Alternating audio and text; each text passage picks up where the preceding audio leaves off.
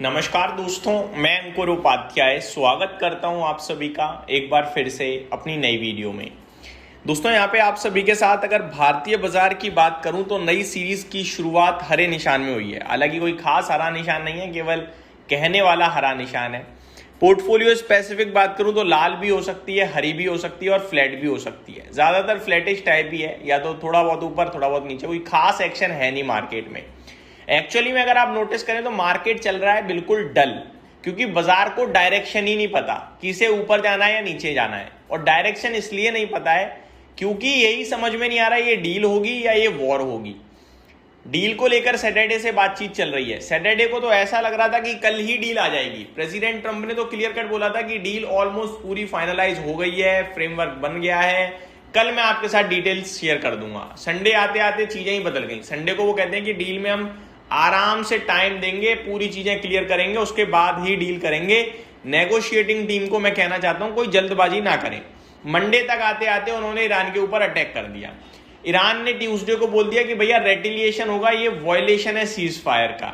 उधर से इजराइल कह रहा है कि मैं लेबनान के अंदर घुसूंगा मिलिट्री को लेकर और हिजबुल्लाह ग्रुप को टारगेट करूंगा। तो चीजें अचानक डील वाली वॉर में बदलते हुए दिख रही हैं। अच्छी बात यह है कि मंडे को कच्चा तेल काफी हैवीली गिरा और $95 तक गया, लेकिन ट्यूसडे के मूड माहौल के साथ कच्चा तेल वापस से $100 हो गया था। अब आज अभी तक कोई अपडेट नहीं आई है, लेकिन कच्चा तेल नीचे आया है, यही सबसे अच्छी बात है। मार्केट यही मान रहा है कि एक आध दिन का वॉयलेशन, एक आध दिन की जंग, वॉर, नेगेटिव न्यूज, वो एक आध दिन की है। इवेंचुअली डील की तैयारी कर रहा है बाजार और डील की संभावनाएं ज्यादा हैं। इसीलिए कच्चा तेल ऊपर ज्यादा तेजी से नहीं जाता है, धीरे धीरे जाता है और नीचे तेजी से आता है। ऊपर टिकता कम है, नीचे टिकता ज्यादा है। अभी करंट सिचुएशन में कच्चा तेल $98 प्रति बैरल पे ट्रेड कर रहा है। 1.5% की गिरावट है, यही अच्छा है। अगर कच्चा तेल वापस $100 के पार निकलता है, ये खराब साइन होंगे, नेगेटिव साइन होंगे और इस बीच में बाजार भी वापस गिर सकते हैं।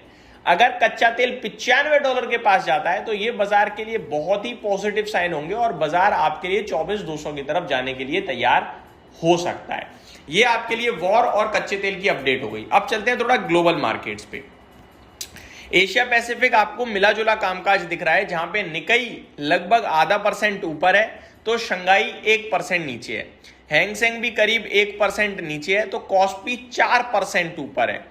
अगर निफ्टी की बात करें वो बिल्कुल फ्लैट है। ताइवान 2% ऊपर है। ओवरऑल CNBC 100 एशिया इंडेक्स 2% ऊपर है। लेकिन एशियन मार्केट को हम लोग ज्यादा फॉलो करते नहीं है, क्योंकि अपनी अपनी सबकी कहानी है। जैसे कि कॉस्पी की एक अलग बुल रन चल रहा है इस समय, वो तो डबल हो गया एक साल में, तो वहां 4% की तेजी है, मुझसे क्या कहेंगे।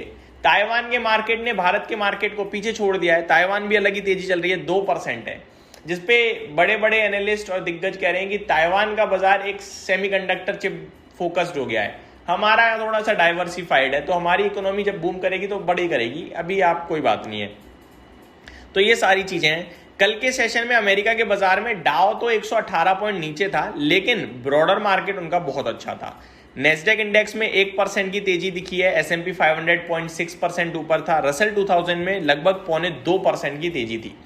करंट सिचुएशन में अगर आप देखें तो Dow futures flat to positive है, Nasdaq futures flat to positive है और S&P 500 फ्यूचर्स भी फ्लैट टू पॉजिटिव है।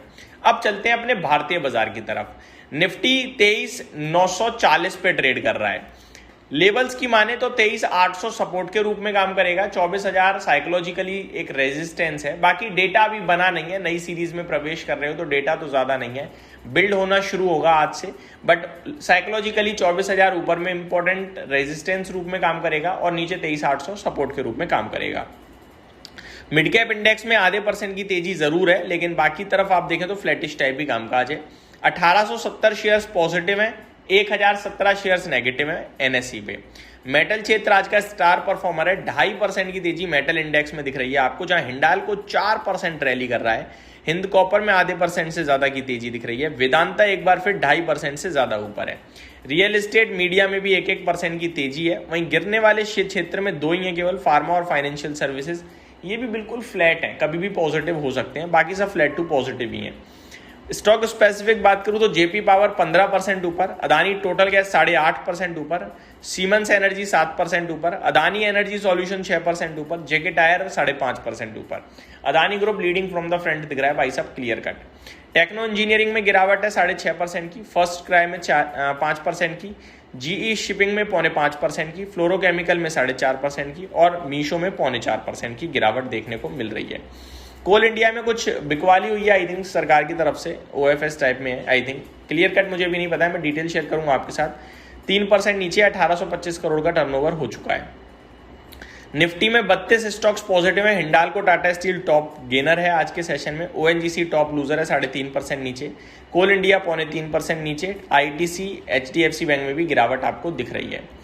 रिजल्ट कैलेंडर की बात करी जाए तो Cummins India, GMR airport, Physics Wallah, Aditya Infotech, Gillette India, KIOCL, Asahi India glass, Elgi equipment, Gabriel India, PG Electroplast, ये कुछ स्टॉक्स हैं जिनके आज के सेशन में नतीजे आते हुए दिखेंगे। एक्स डिविडेंड की बात करूं तो ITC, page industries, cube highway, maple infrastructure trust और एनजेन इंडिया एनर्जी, ये कुछ स्टॉक्स हैं जो आज एक्स डिविडेंड ट्रेड करते हुए दिख रहे हैं। इस वीडियो में सिर्फ इतना ही। Thank you so much for watching this video. Have a great day guys.